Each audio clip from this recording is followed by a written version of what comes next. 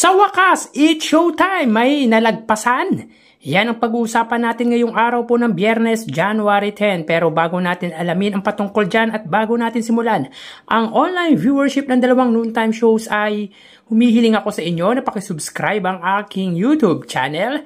Pakiclick ang bell icon para una kayong ma-notify sa mga bagong video na ilalabas ko. At pakidamay nyo na din na i-follow ang aking Facebook page na Mega TV at ang aking TikTok account na Kaparokya TV. Maraming salamat!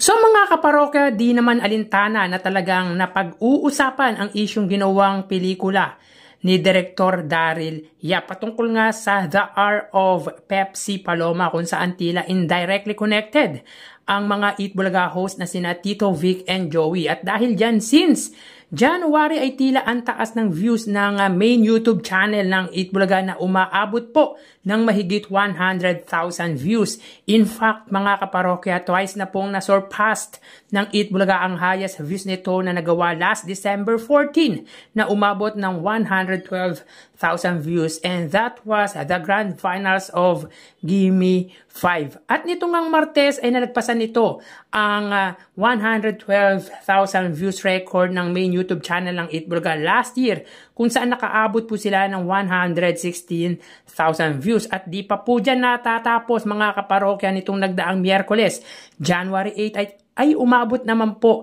ng 120,000 highest views. So ito na po ang pinakamataas na views na nakuha ng Eat Bulaga main YouTube channel after mag-pilot episode ang noontime show ng Iconic Trio sa TV5. At kung mataas na views ang nakukuha ng Eat Bulaga, kabaligtaran naman po ito ng noontime show ng ABS-CBN at GMA na It's Showtime.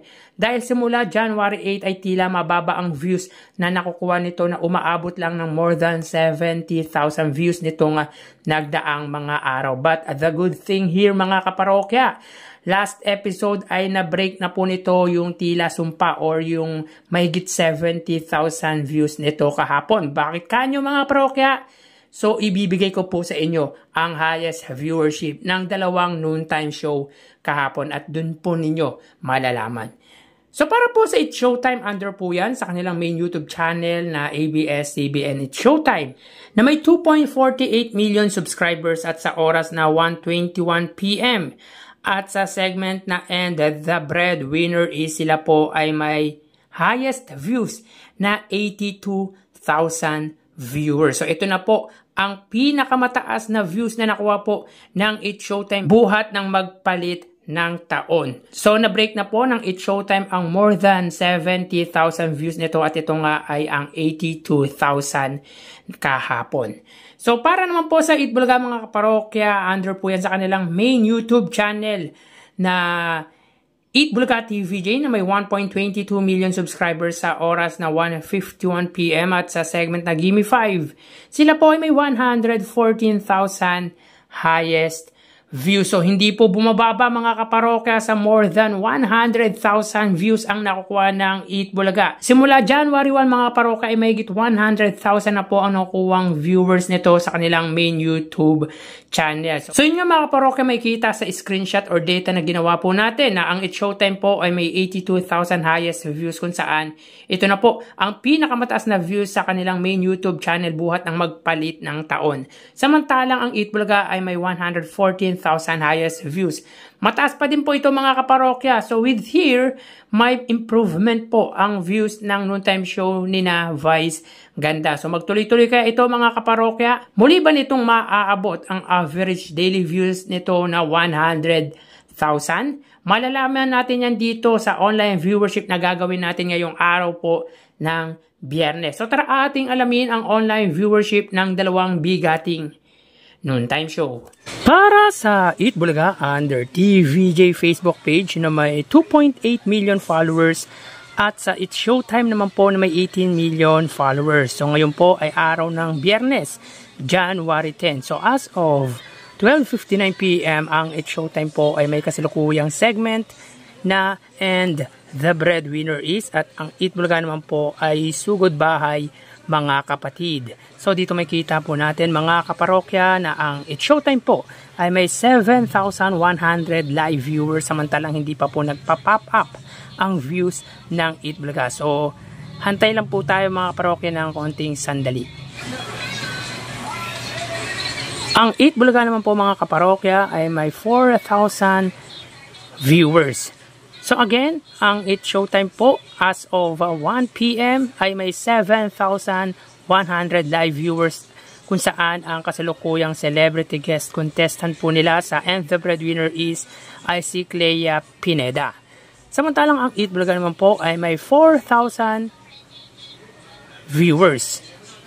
So punta naman po tayo mga kaparokya sa TV Network YouTube channel ng Dalawang Noontime Show. So unahin po natin mga kaparokya ang Eat Showtime under GMA Network YouTube channel na may 37.4 million subscribers, at sa Eat Bulaga naman po under po yan sa TV5 Philippines na may kasalukuyang subscribers na 2.2 million subscribers.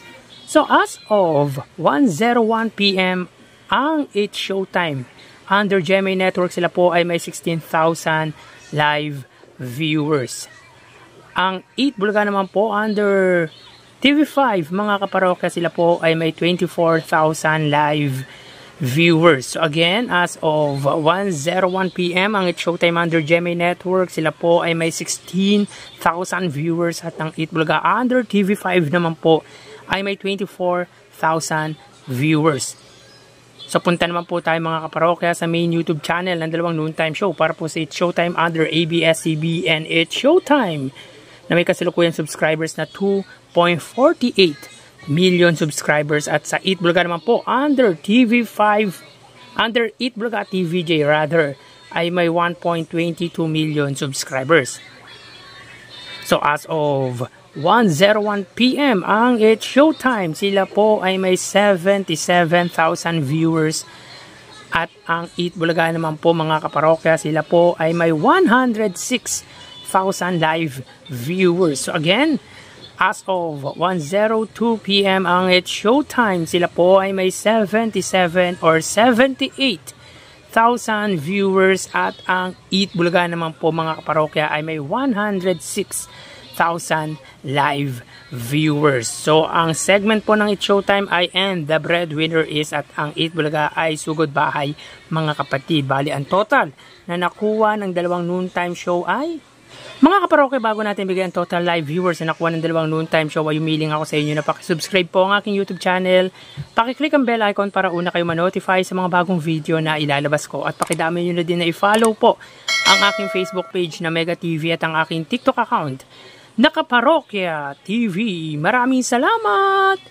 So bali, ang total po na nakuha ng Eat Showtime ay 101,000 viewers, 7,000 sa Facebook Live, 16,000 sa TV Network YouTube channel, at 78,000 naman po sa main YouTube channel. Ang Eat Bulaga naman po ay nakakuha ng total na 134,000 live viewers, 4,000 sa Facebook Live, 24,000 sa TV Network YouTube channel, at 106,000 naman po sa main YouTube channel. So again mga kaparokya, ang Eat Showtime po ay may 101,000 total viewers, at ang Eat Bulaga naman po ay may total na 134,000 viewers. Yan po ang lumalabas sa kanilang online viewership as of 1:04 PM. At mamaya ho, magbabalik pa po tayo sa ikalawang bahagi ng ating online views update ng Dalawang Noontime Show. Magpapaalam na po muna pansamantala mga parokya. Magsiingat po tayo. Thank you and God bless.